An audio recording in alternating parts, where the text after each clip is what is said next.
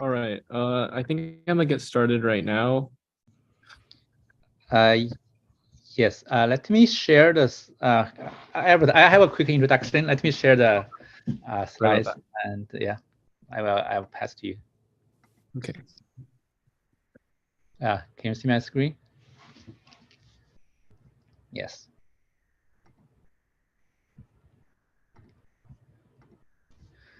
Okay, good. Hi, everyone. This is Charlie. I'm the co-founder of xcamp. Today, we will have a session for the solutions USACO Silver we just had in the last this weekend. First, I will give you a quick introduction about xcamp. Then a quick USACO contest tutorial. Um, Also, we will help you to see how to prepare for the next USACO. Um, so xcamp is co-founded by me and Yuan almost 6 years ago. We're based on Silicon Valley.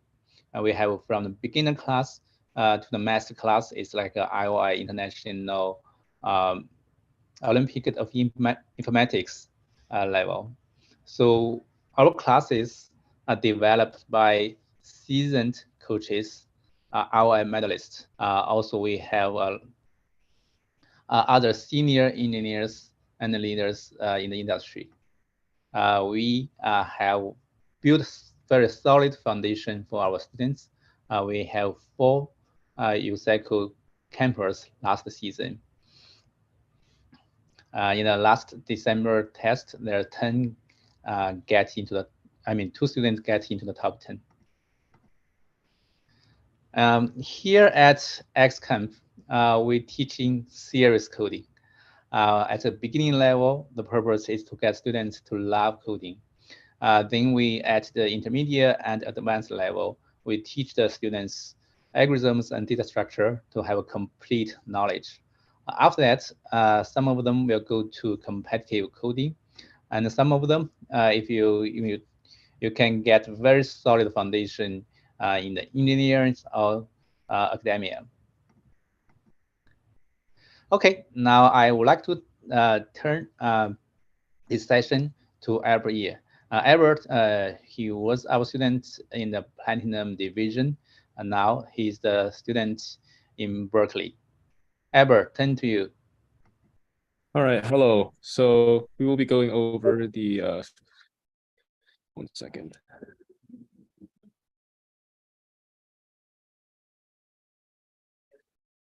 Okay, so we will be going over the USACO Silver. We'll be going over the USACO Silver problems right now, and yeah, let me just get started. Okay, so this first question over here is called find and replace. So basically, we have a word, like we have given a string s, and what we want to do is we want to basically replace. So s is, for example, like let's say a b b a or something, and then we with one keystroke we can turn this string, replace one of the characters in the string with a different character. For example, if our choice was to replace a with b, lowercase a with capital B, then we would have b a, lowercase b, b b. So whenever you want to do this operation, you have to change one character into another character and then modify every single occurrence of that character.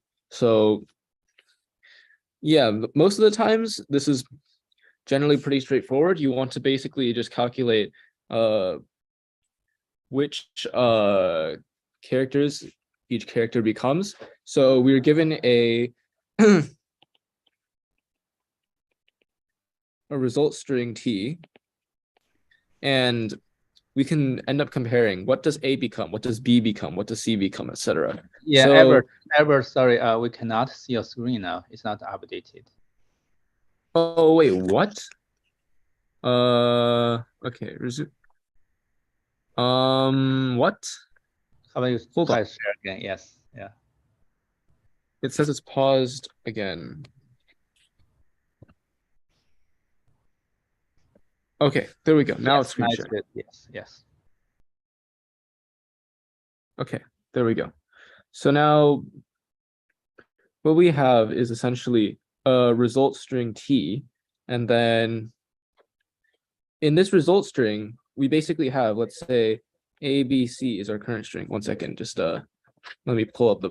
Every time I move to the problem statement, it like screws up. So I'm just gonna move the problem statement over. Can you see my screen again? Yeah.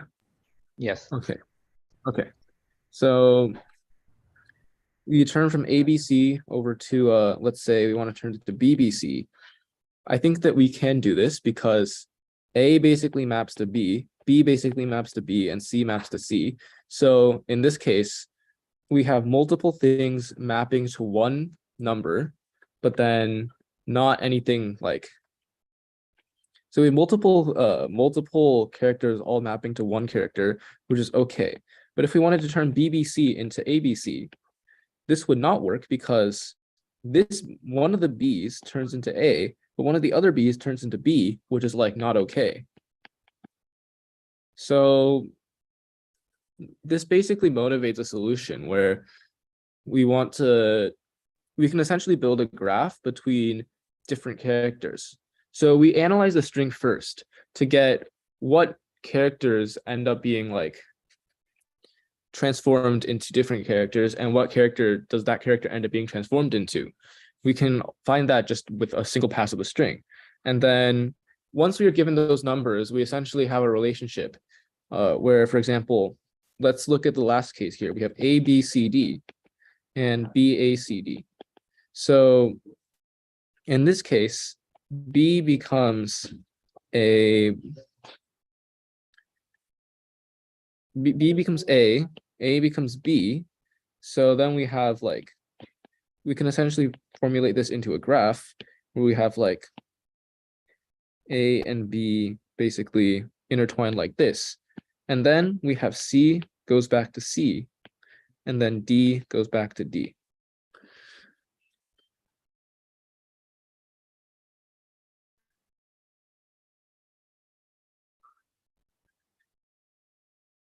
Yeah, yeah, it's mobile quirks. My iPad's being quirky. Anyways, so in this graph, we essentially have two self loops and one cycle. And let's say like self loops we aren't scared about. If we were to have like A goes to like B, and then B goes to like C, and then C goes to like D, which goes back to D or something. We are not scared of this at all because we can essentially just do one swap to turn all the A's into B. No, we can essentially do one swap to turn all the D's into themselves, then make with one swap, turn all the C's into D's, then with one swap, turn all the B's into C's. I think I should probably, I'm just hovering right now. We turn the D's into themselves, and we turn the C's into D's, then the B's into C's, then the A's into B's. This we know we can do in like 4 moves. However, let's say we have a cycle, for example, this one over here. What would we do in this case? Oh yeah, the January 9th thing is because it's not showing. For some reason, whenever I screen share, it doesn't show the actual time. It always says 9:41 on January 9th. So just ignore that. Anyways, what does like A to B become? Like how are we going to turn A to B and then turn B to A? Yeah, we would need an extra character. So in this case, we would be turning B to C and then C to A. Wait, no, C's already used. B to like Z. And then Z to A. No, and then Z to A, and then A to B. Wait, no, my bad. B to Z, A to B, Z to A. So this would require 3 swaps, but let's say that we don't have any more letters left. Like somehow like E through Z were all used here, and then like A through Z were all used somewhere here. Then we would not be able to perform and do anything because this is essentially just there's nothing to swap it to, right? However, there is one case that we can consider. So normally, self loops happen when let's say C becomes C. So in the initial in the initial string, we have like, yeah, so just nothing happens is a self loop. And let's just say that we want to do like max size of the string is like 10 to the 5th. Wait, what do you mean 2 or more strings leading to a loop?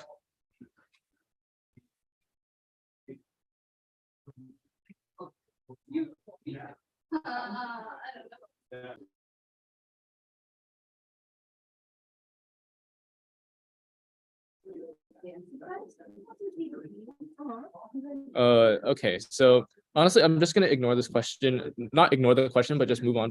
Oh, I see. Oh yeah, that's what I was just about to talk about. So let's say that we have like a lead up here. So this means that we would have like A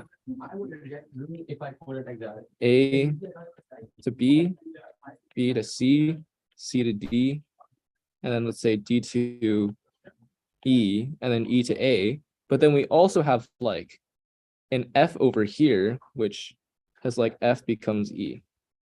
Then in this case, this is like the only remaining case here. We would have like we can essentially set like D, we can essentially set like first set D to F, and then set like E to A to B, B to C, C to D. And then afterwards, we just set like D to F and then set F to E. So this would take a cycle of C plus 1 moves, like size of C plus 1 moves, except in this case, we would also have like -1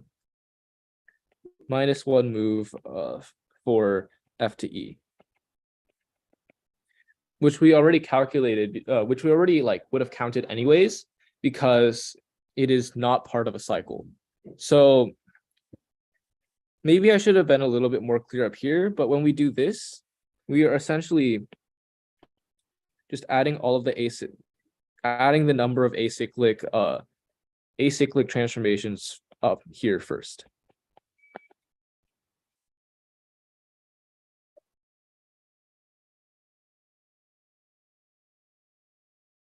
So then we would basically be double counting this edge because this edge has already been counted in the first pass. So at the end of the day, we really only have C, we only really add C, size of C moves. So yeah, this is essentially how we would end up doing this problem. In sum, we have 3 cases. First case is for non-cycles, we just add it.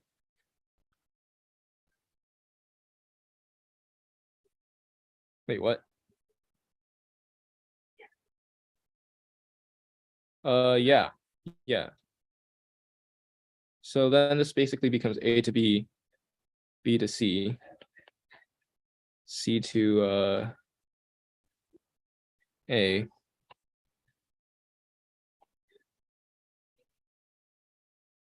And then wait, what? No, wait. So we have A to B, B to B,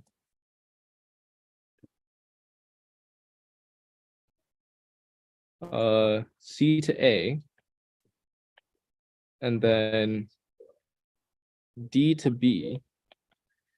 This is essentially, this isn't even a cycle. This is just like a bunch of acyclic movements that you just have to process right in the right order. But like the number of moves is still like, wait, I don't, you're trying to convert A, B, C, D to B, C, A, B, yes. So you turn A to B, B, oh, I'm smart. B leads to C, my bad. That's like the exact same circumstances I talked about up here. These are like equivalent circumstances.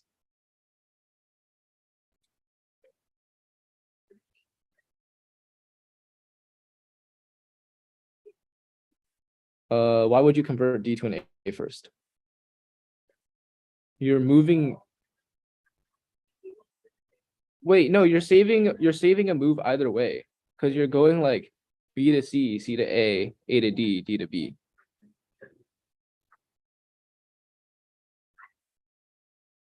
I don't understand why like this would benefit at all. Like in this case, you're first turning B into C, and then you're turning C into A, and then you're turning A into D, and then you're turning D into B.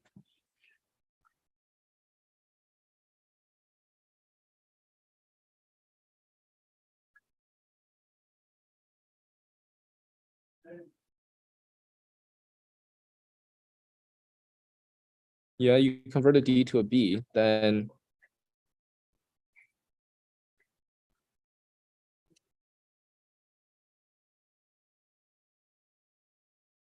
it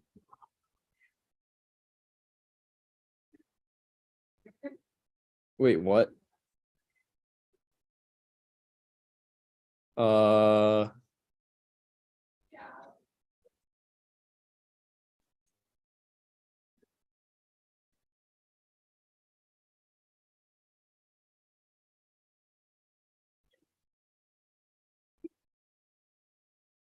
hold on, what?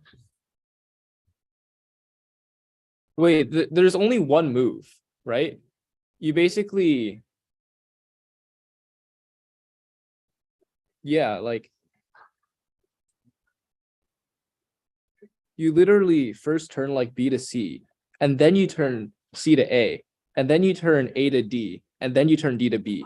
So basically, we don't have to do like this A to B step at all because the D is essentially what we're jumping over in order to as like the extra letter in the cycle.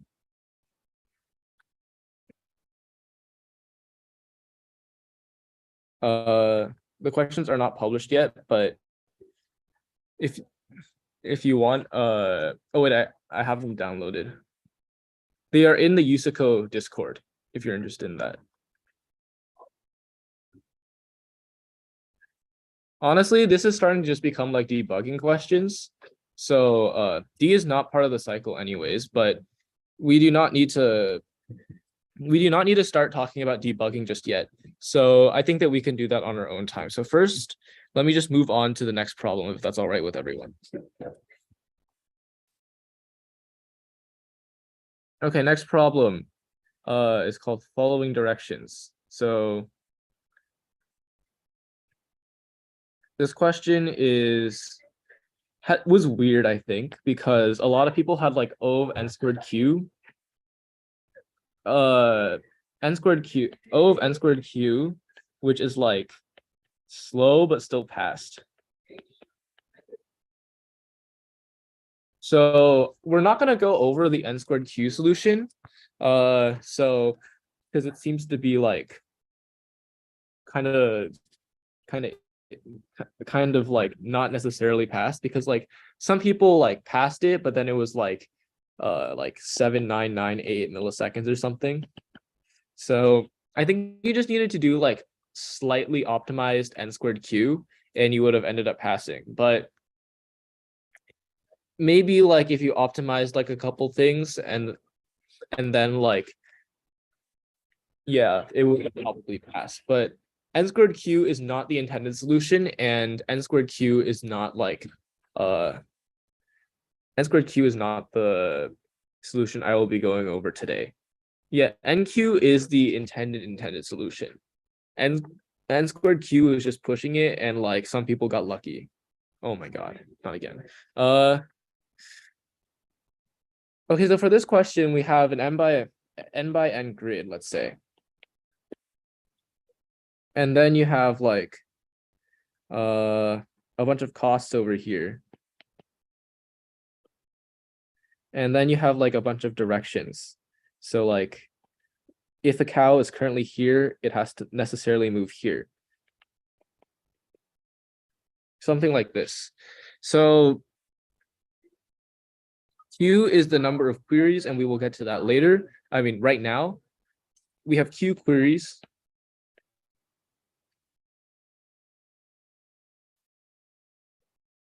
And each query basically turns like a down arrow and turns it into a not down arrow. Or it turns a right arrow and makes it a down arrow or something. And then everything else basically worked as intended. So how do we approach this question in O of NQ time? So obviously, let's ignore the queries first. So what happens in like the stock case? So we have, let's say, this grid over here, where we have like right, and then like 1, down, 110, 100, 500. And then first we'd want to like, we don't need DFS. First, we'd want to like start searching from 1, basically anything that is reachable from this case. So from 1, we just basically go left. And then from 500, we just go up here. And then for like 100, we just go up here. And then for 10, we just have 10. So that's nothing to. And then what else we need to search for is essentially the rate of like. So what we do in this case is we essentially just follow the opposite direction of the arrows. So like if the arrow is pointing down, we just search for like, we basically just take the value from the bottom, take the value from below, whatever the cost is, and then move it upwards. And if the arrow is pointing right, we basically take the cost from whichever one's the rightmost one and then move it leftwards. So yeah. And then after we figured out like where each cow belongs, so which vat the cow ends up going to. So in this case, we would have like 1, and then 100, then like 500 or something. So after this, we would basically store the number of cows in like a 2D table called rate IJ.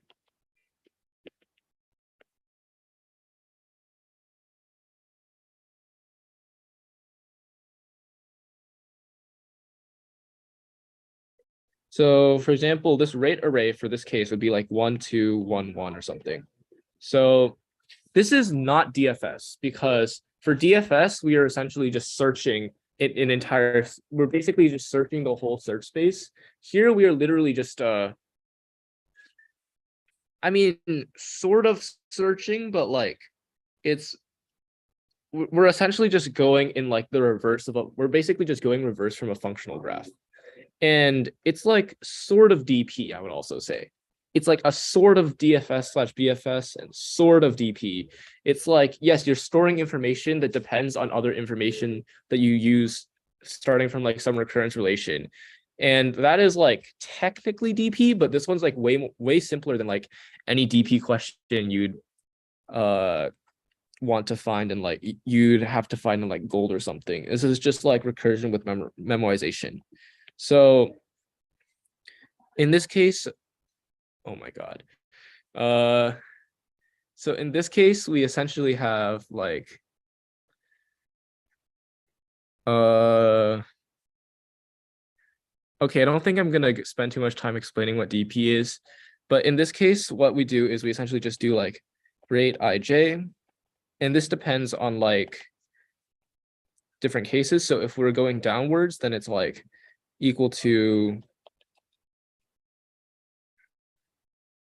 this just depends on what like the above and leftwards case are. So if the above is a D, then we basically just do rate I J plus 1 and add that. And then if it's an R, we do like rate I plus 1 J or something. Maybe it's the opposite, whatever. It does almost the same thing, roughly. If like this one's we want to just check this one and this one and see which directions do these ones point. If they point to U, I think that that diagram was getting cluttered, but let's just look at a cell here. And we want to look at the cell above and the cell to the left. If the cell above me points to me, then the cow from there is going to go to me. Similarly, if the cow facing this on my left points to me, then the cow from the left is going to go to me. So you have to add however many cows end up here and however many cows end up here to whatever my cell is. So that is essentially what this part does. And then after we've finished this, we essentially have two things. One is like our current cost, and two is like our rate. So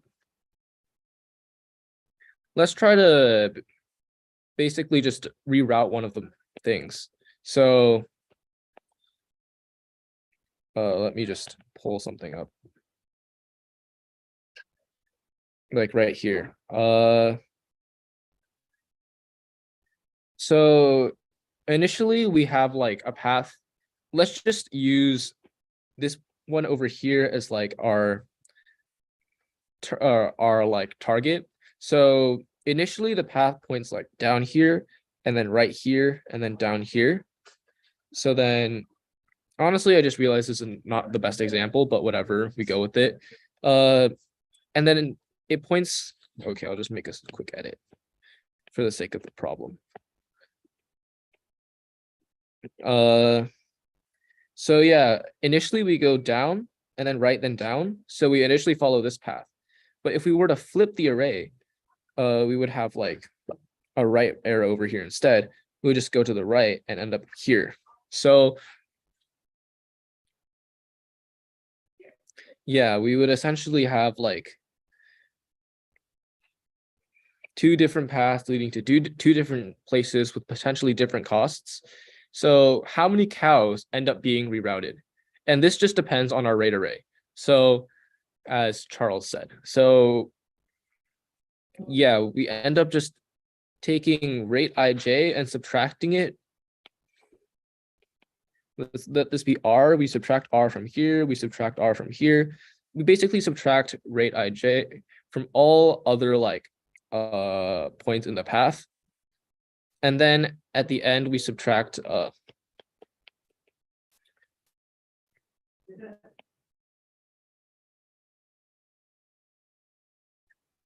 at the same time, we also want to do like plus r over here and then plus r for everything on the graph, like everything on our new path. So what we do is essentially minus r on old path and then plus r on new path.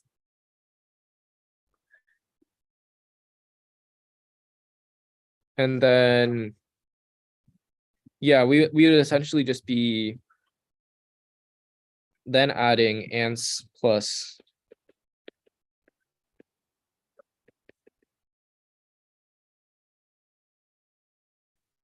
and then we just basically add it back with the new cost. What if there's more than one path crossing that square? That's kind of what the rate array is meant to handle, right? Because we essentially have like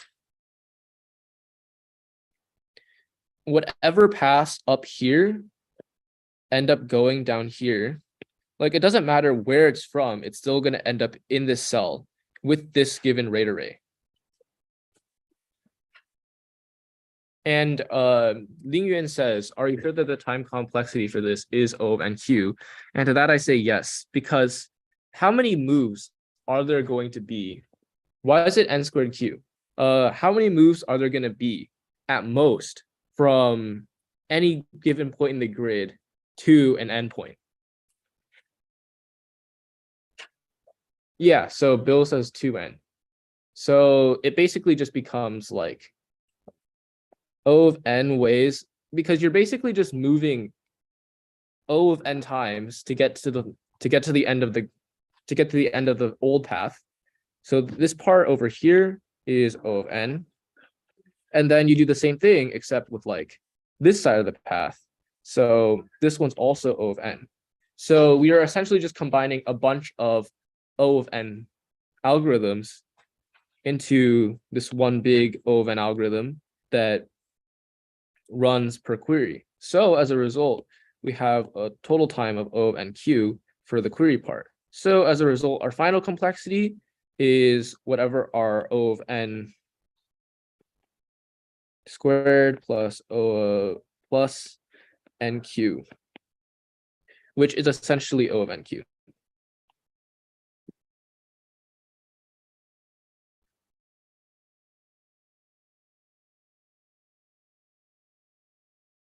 All right. Any questions on this one or on the previous one?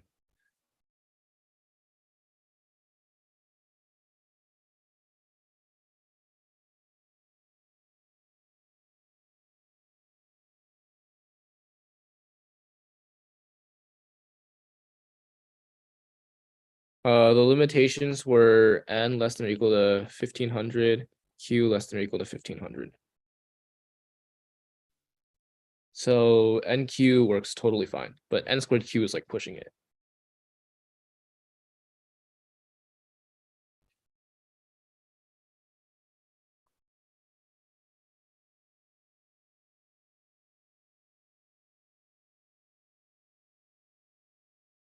Honestly, if I were just like following the signs, I would have done the same thing, man. Don't blame the cows, blame the problem writer, I guess. Okay, so final question. And this one is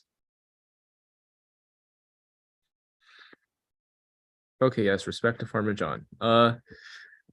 Let's look at who we gotta disrespect. This Farmer Nodge guy. Yes, cows are female, bulls are male, whatever. So Farmer Nodge has dropped Bessie into the middle of nowhere. How evil of him. So Bessie basically moves n times. And then no, not n times. She moves t times.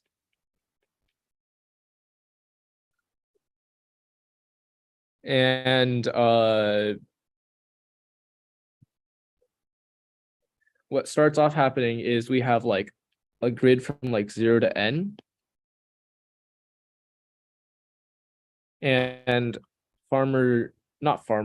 Bessie starts at 0, moves to somewhere over here, moves around like somehow, and then moves back to 0 somehow. And we want to figure out this somehow, given that we have like an array of the number of times that Bessie has passed each like divider point here. So let's just start with like the first sample or something. Let's start with the second sample because the first sample is kind of simple.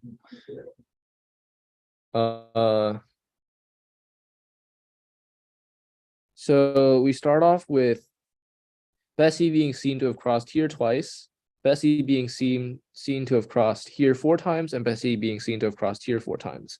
Also notice that like any time we move to the right, we cross this way, we also have to cross this way, because otherwise we're going to end up like not finishing back at 0 over here where Bessie started.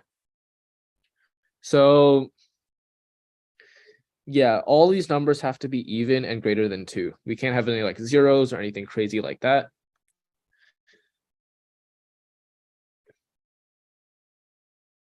And Bessie also never leaves this boundary, so she always stays out here. But anyways, let's why would it be odd? We're guaranteed that there is at least one valid route, so everything has to be even.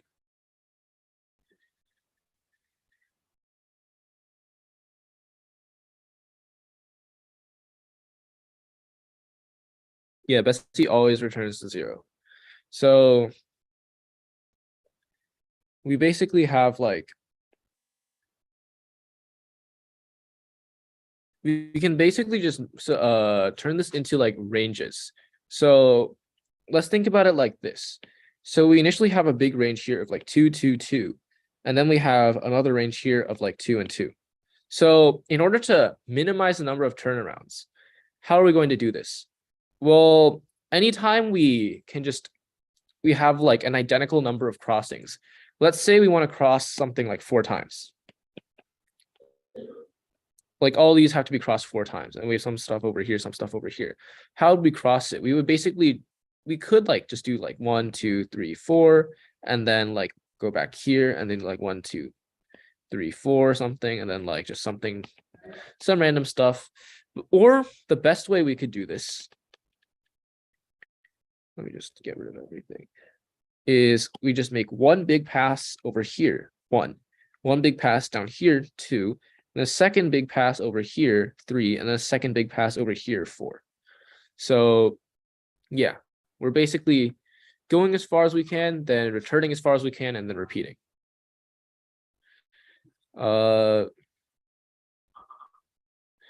The hardest part is like the implementation here. So how are we going to find these intervals? Well, we would essentially,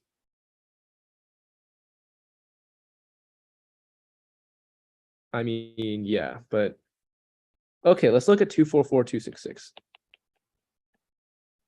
Well, then in this case, we would have like one interval of just all 2s over here, obviously, and then another interval of 2s, and another interval of 2s here, then another interval of 2s here. So we would essentially want to like, let me see this, go all the way to the right, and then go to whichever interval ends at the latest point. And then just go back to that. So we have now crossed this one, crossed each of these twice. And then we cross back, so 3 times. And then we have one more, so we do this again, 4, 5. And then we have this one more time, so we end up just crossing it one last time over here. And then we have another 2, so we can just cross this. And then we have like 2 sets of 2s here. And after that, we would essentially cross back here and then cross again over here. So now the main issue is how are we going to find which ones to cross, how to like get to the intervals, like how to like get all the intervals to work together nicely when doing one traversal with Bessie, like when Bessie does one traversal of the whole thing. And the second issue is how are we going to even find the intervals in the first place? So for the first part, we have to find, for finding the, oh my God, what is wrong with my iPad? First step is finding the intervals.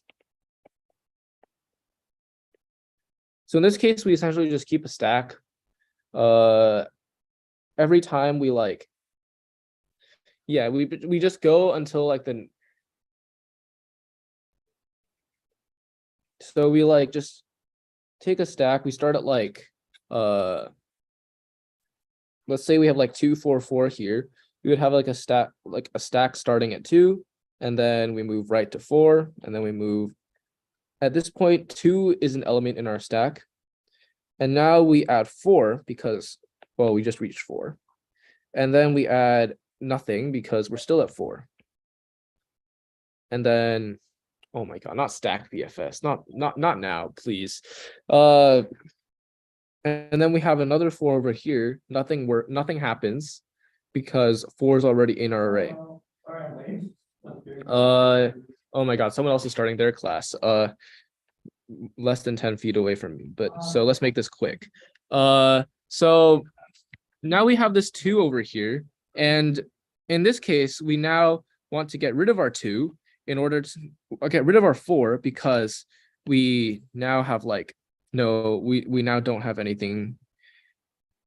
We don't need 4 passes. We only need 2 passes. And we then can create like an interval, whatever. And then, yeah, we just create an interval from when our 4 was put in. So let's say we put this as like 2, 0, and then like 4, 1 or something. So we will then create an interval from like 1 through how much? 1 through 2. And then we just add this interval. And then when we're done with this, once we're at the end here, we just remove everything else from our stack and add it to the array at point n. So then we have at point n minus 1. So then we've removed this to get 1, blah, blah, blah, 2. And then we remove this and get 0, blah, blah, blah, 3. Yeah, so this would take like O of n time. And then for finding like so for processing the intervals, let's just say.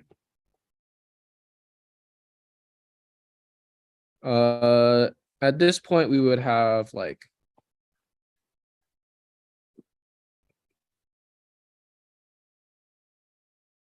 we essentially have like a bunch of intervals of like 2s here. So let's go back to this case. So how would we approach this? What is like the most systematic way we would be doing this?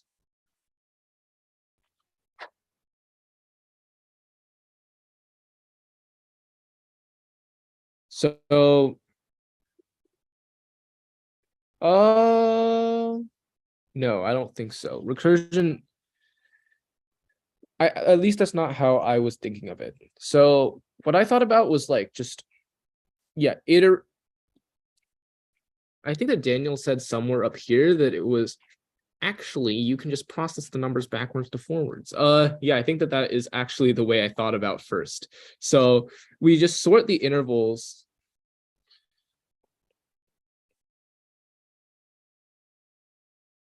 in a decreasing order. And this essentially just reveals like we have like a bunch of intervals like 0, 5, 1, 2, and then 4, 5, and then 4, 5. So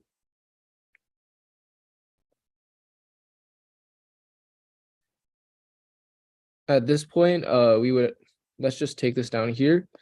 I mean, it's already sorted because I processed them from left to right, but like, we would essentially have like,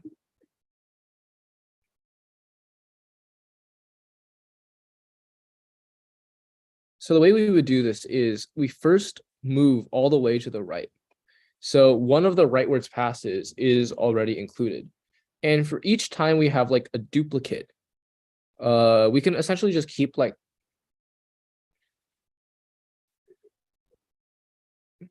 the number we have left of like each interval. So we have like 4, 5 twice. So we have like 4 or 5 twice. And then once we exhaust both of these, we're back to 0, 5.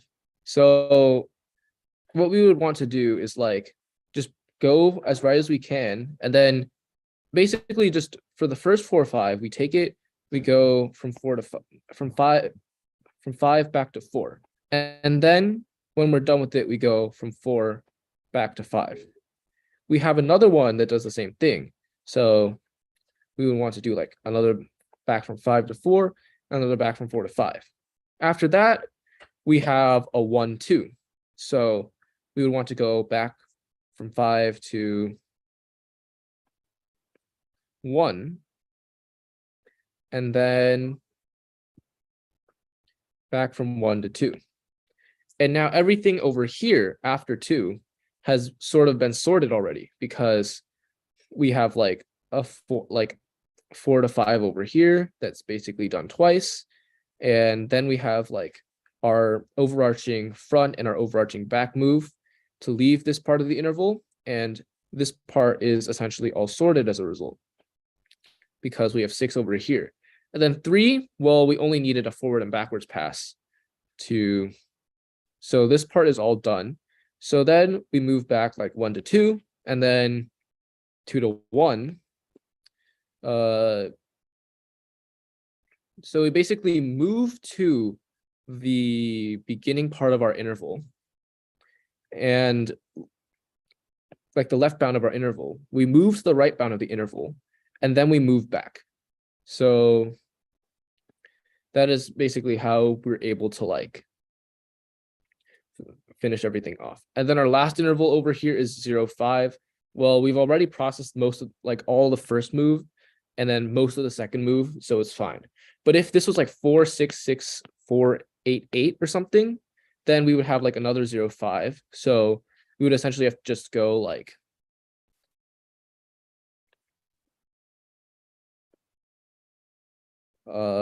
a big rightwards move here and then a big leftwards move here, and then we would still be done.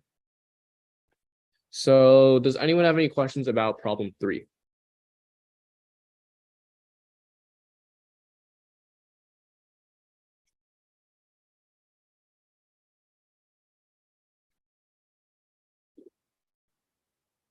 What do I think the cutoff's going to be? I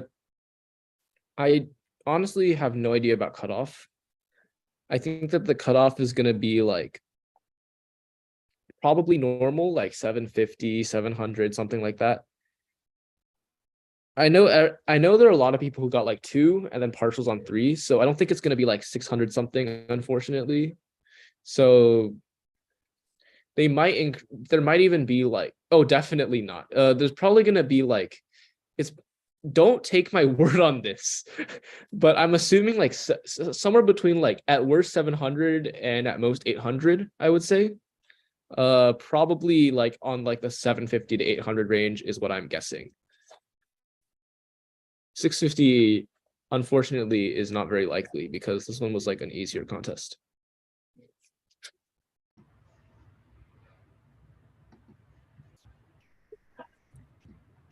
Okay, no, 700's at best, 800's at worst. Okay. Does anyone have any questions about any of the problems?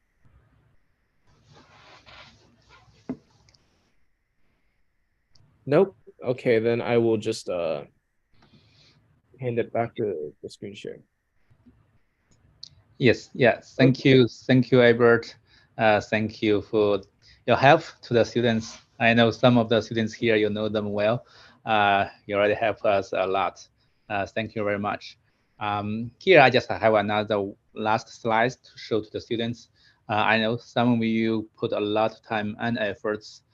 Some of you passed this time. Congratulations. If you are not, just be patient.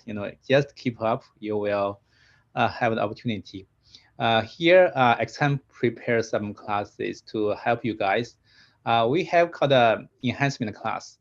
This one, every weekend, we have a mock test. So we had 3 this month. In the coming 2 months, we have another 6. Please come join if you have not passed yet. This will give you more opportunities to practice. The second one, we'll have summer camp. Every year we will have 2 weeks. In the last 2 weeks of July, it's a full-day camp from 9 to 5. You will learn a lot. Albert was the teachers in the past several camps. I really like him. We certainly we have weekly weekend class. Every week we have 2-hour class and homeworks. This can help you build knowledge from solid knowledge foundations. The spring quarter starts from April 1st. If you want to build more foundation, you may join this class. Finally, also we have, every month we have public mock test for every level. You can see the registration here. You can join this free mock test too. Okay, thank you all, and thank you, Albert, again. That ends this session.